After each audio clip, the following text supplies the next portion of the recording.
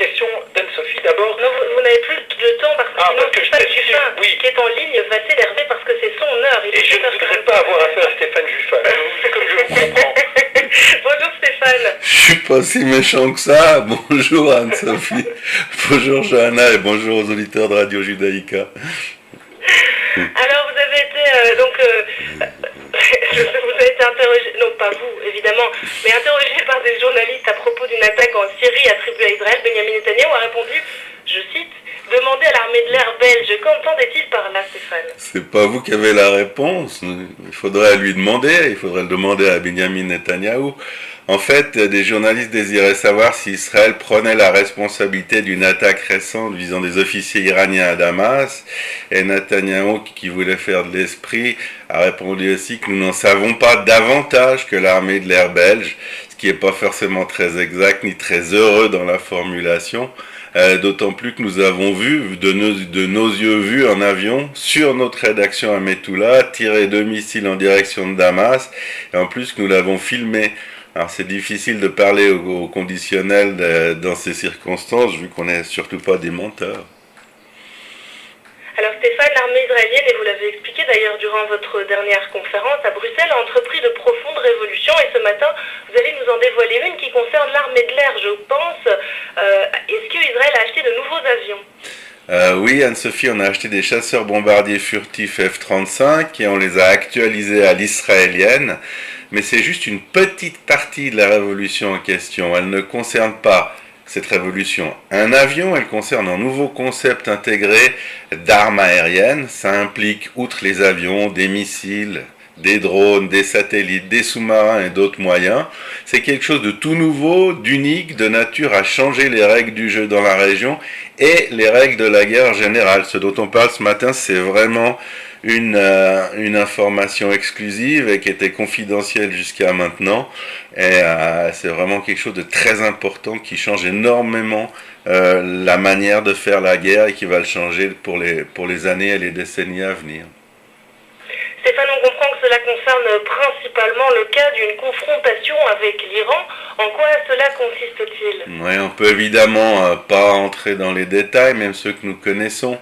Disons, Anne-Sophie, qu'il s'agit de la possibilité développée ces dernières années en Israël dans le plus grand secret, en conjuguant le renseignement militaire et des armes de très grande précision, vous entendez bien, de détruire des milliers d'objectifs en quelques heures. Et quand je parle de quelques heures, je pense ni à une journée, ni même à une demi-journée. Je pense à quelques heures, je ne peux pas en dire plus, mais les auditeurs nous comprennent. Et en cas de guerre avec l'Iran, Stéphane, Israël se retrouverait probablement en conflit avec le Liban et la Syrie. Est-ce que ça ne fait pas beaucoup d'ennemis à la fois ? Justement, Anne-Sophie, cette nouvelle technologie est spécifiquement désignée pour cela. Israël peut détruire l'infrastructure militaire iranienne, syrienne et celle du Hezbollah en quelques heures et simultanément. Et il y a d'ailleurs de fortes possibilités, suivant les conditions d'entrée en guerre, que nous commencions par le Hezbollah ou l'armée de Bachar al-Assad. Ce serait une manière de donner un signal aux ayatollahs de Téhéran en leur disant, voilà, si vous continuez vos bêtises, si vous continuez à nous agresser ou à nous provoquer, voilà ce qui va également subvenir chez vous. Vous parlez de milliers de cibles détruites en quelques heures. Stéphane, ce n'est pas rien, même dans 3 pays différents, n'est-ce pas l'équivalent d'une bombe atomique ? C'est précisément l'anti-arme nucléaire, Anne-Sophie. Il ne s'agit pas d'une arme de destruction massive ni aveugle. Elle n'émet pas de radiation et surtout elle préserve les civils. C'est un système qui détruit toutes les armes de l'adversaire en quelques heures. Ça détruit ceux qui les font fonctionner et ceux qui donnent l'ordre de les faire fonctionner, avec une précision moyenne de l'ordre de 30 cm du point visé. L'intention, elle est précisément de libérer les populations de ces pays et non de les exterminer. Les Iraniens et la majorité des Libanais sont vraiment nos amis.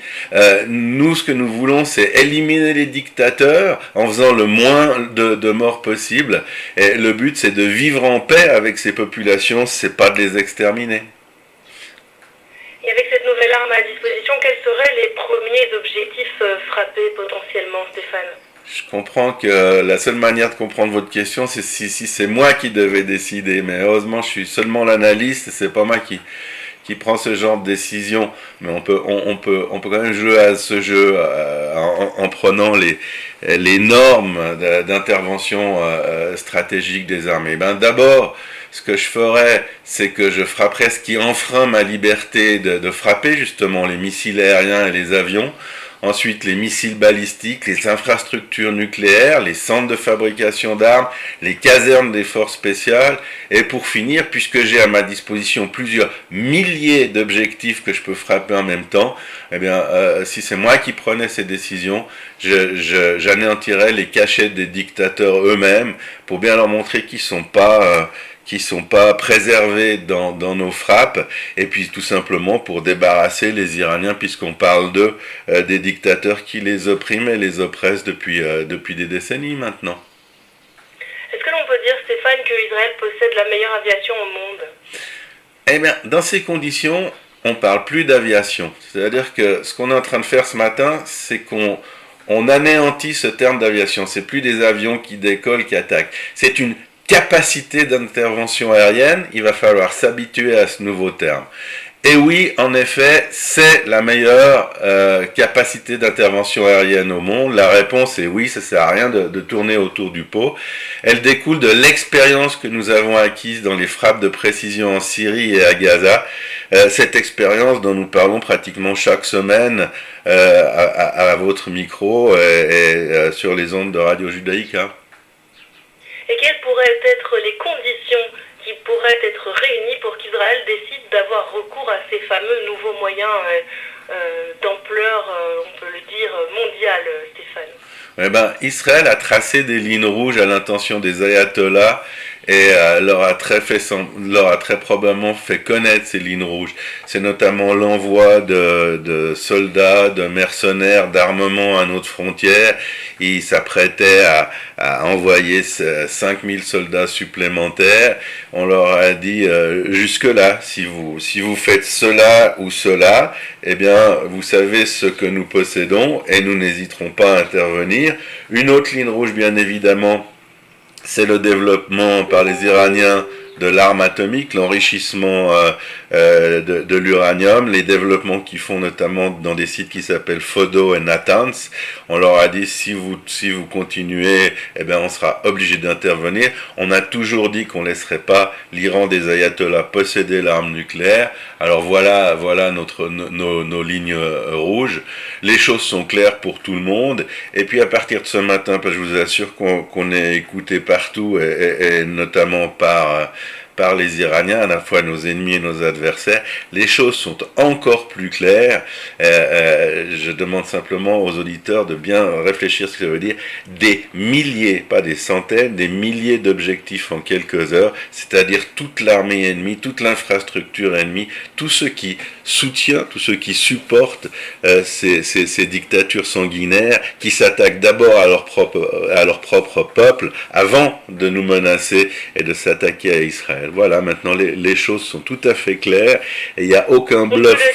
Il n'y a aucun bluff là-dedans. Stéphane, d'avoir été avec nous ce matin et je vous souhaite une excellente semaine et rendez-vous lundi prochain pour de nouvelles informations stratégiques et militaires en direct d'Israël. Très belle journée. À vous de même, très belle journée à Bruxelles et en Belgique.